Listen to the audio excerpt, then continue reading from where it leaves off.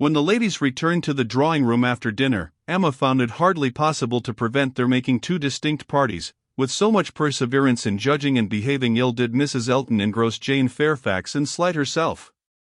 She and Mrs. Weston were obliged to be almost always either talking together or silent together.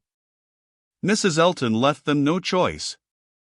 If Jane repressed her for a little time, she soon began again, and though much that passed between them was in a half-whisper, especially on Mrs. Elton's side, there was no avoiding a knowledge of their principal subjects. The post office, catching cold, fetching letters, and friendship, were long under discussion, and to them succeeded one, which must be at least equally unpleasant to Jane, inquiries whether she had yet heard of any situation likely to suit her, and professions of Mrs. Elton's. Meditated activity. "Here is April come," said she. "I get quite anxious about you. June will soon be here." "But I have never fixed on June or any other month, merely looked forward to the summer in general." "But have you really heard of nothing?"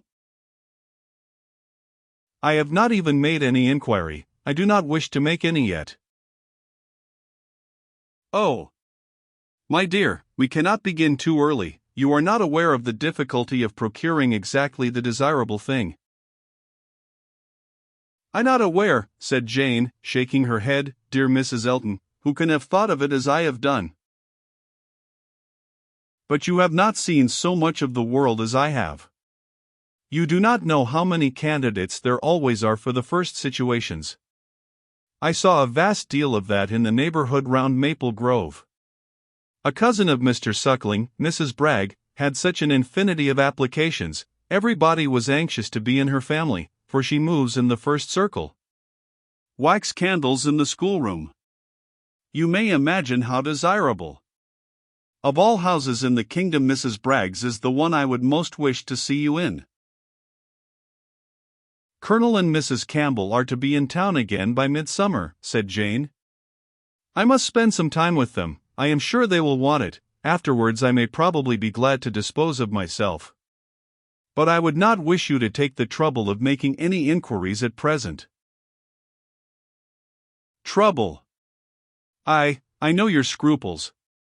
You are afraid of giving me trouble, but I assure you, my dear Jane, the Campbells can hardly be more interested about you than I am. I shall write to Mrs. Partridge in a day or two, and shall give her a strict charge to be on the lookout for anything eligible." "Thank you, but I would rather you did not mention the subject to her, till the time draws nearer. I do not wish to be giving anybody trouble." "But, my dear child, the time is drawing near. Here is April, and June, or say even July, is very near, with such business to accomplish before us. Your inexperience really amuses me. A situation such as you deserve, and your friends would require for you, is no everyday occurrence, is not obtained at a moment's notice. Indeed, we must begin inquiring directly." "Excuse me, ma'am, but this is by no means my intention. I make no inquiry myself, and should be sorry to have any made by my friends. When I am quite determined as to the time, I am not at all afraid of being long unemployed. There are places in town, offices, where inquiry would soon produce something, offices for the sale, not quite of human flesh, but of human intellect." "Oh, my dear, human flesh. You quite shock me. If you mean a fling at the slave trade, I assure you Mr. Suckling was always rather a friend to the abolition." "I did not mean, I was not thinking of the slave trade," replied Jane. "Governess trade, I assure you, was all that I had in view, widely different certainly as to the guilt of those who carry it on, but as to the greater misery of the victims, I do not know where it lies. But I only mean to say that there are advertising offices, and that by applying to them I should have no doubt of very soon meeting with something that would do." "Something that would do," repeated Mrs. Elton. "Aye, that may suit your humble ideas of yourself. I know what a modest creature you are, but it will not satisfy your friends to have you taking up with anything that may offer any inferior, commonplace situation, in a family not moving in a certain circle, or able to command the elegancies of life." "You are very obliging, but as to all that, I am very indifferent. it would be no object to me to be with the rich. My mortifications, I think, would only be the greater. I should suffer more from comparison. A gentleman's family is all that I should condition for. I know you, you would take up with anything, but I shall be a little more nice, and I am sure the good Campbells will be quite on my side. With your superior talents, you have a right to move in the first circle. Your musical knowledge alone would entitle you to name your own terms, have as many rooms as you like, and mix in the family as much as you chose. That is, I do not know, if you knew the harp, you might do all that, I am very sure. But you sing as well as play. Yes, I really believe you might, even without the harp, stipulate for what you chose, and you must and shall be delightfully, honorably and comfortably settled before the Campbells or I have any rest. You may well class the delight, the honor, and the comfort of such a situation together, said Jane. They are pretty sure to be equal. However, I am very serious in not wishing anything to be attempted at present for me. I am exceedingly obliged to you, Mrs. Elton. I am obliged to anybody who feels for me, but I am quite serious in wishing nothing to be done till the summer. For 2 or 3 months longer I shall remain where I am, and as I am. And I am quite serious too, I assure you, replied Mrs. Elton gaily, in resolving to be always on the watch, and employing my friends to watch also, that nothing really unexceptionable may pass us. In this style she ran on, never thoroughly stopped by anything till Mr. Woodhouse came into the room. Her vanity had then a change of object, and Emma heard her saying in the same half-whisper to Jane, "Here comes this dear old beau of mine. I protest, only think of his gallantry in coming away before the other men. What a dear creature he is. I assure you I like him excessively.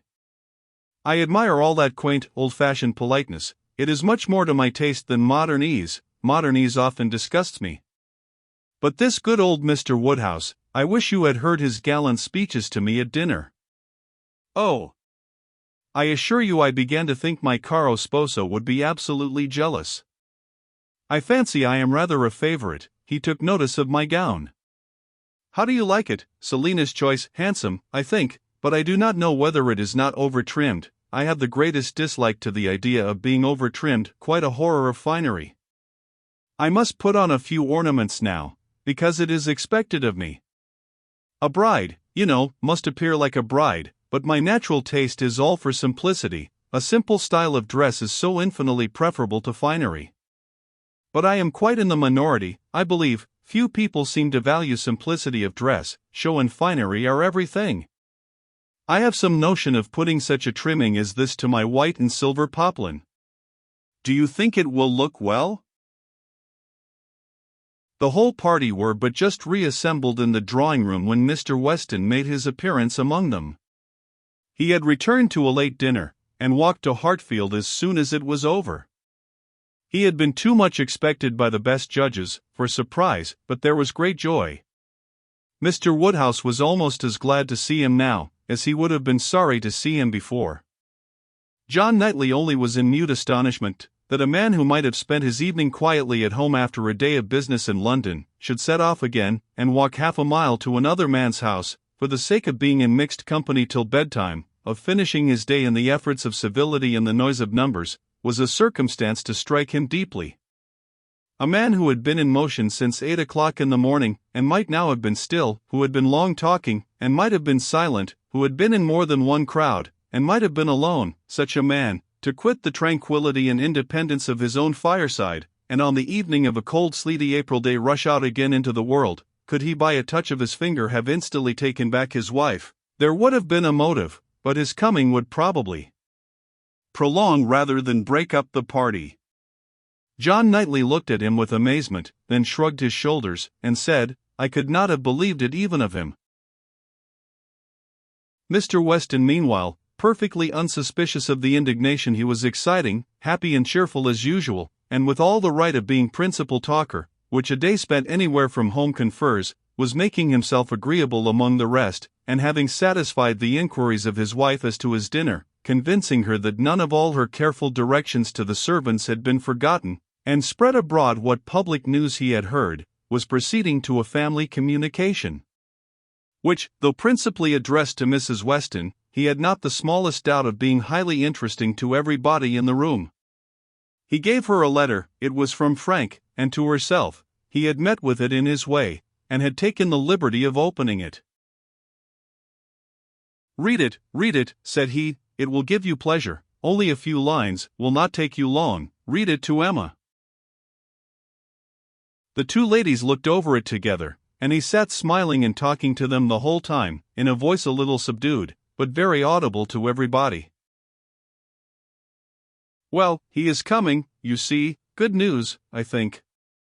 Well, what do you say to it? I always told you he would be here again soon, did not I? And, my dear, did not I always tell you so? And you would not believe me. In town next week, you see, at the latest, I dare say, for she is as impatient as the black gentleman when anything is to be done. Most likely they will be there tomorrow or Saturday.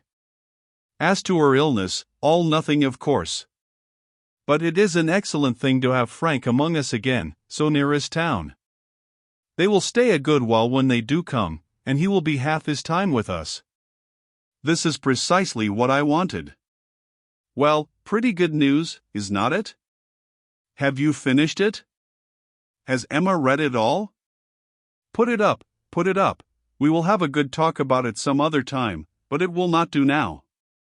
I shall only just mention the circumstance to the others in a common way. Mrs. Weston was most comfortably pleased on the occasion. Her looks and words had nothing to restrain them. She was happy, she knew she was happy, and knew she ought to be happy. Her congratulations were warm and open, but Emma could not speak so fluently. She was a little occupied in weighing her own feelings, and trying to understand the degree of her agitation, which she rather thought was considerable.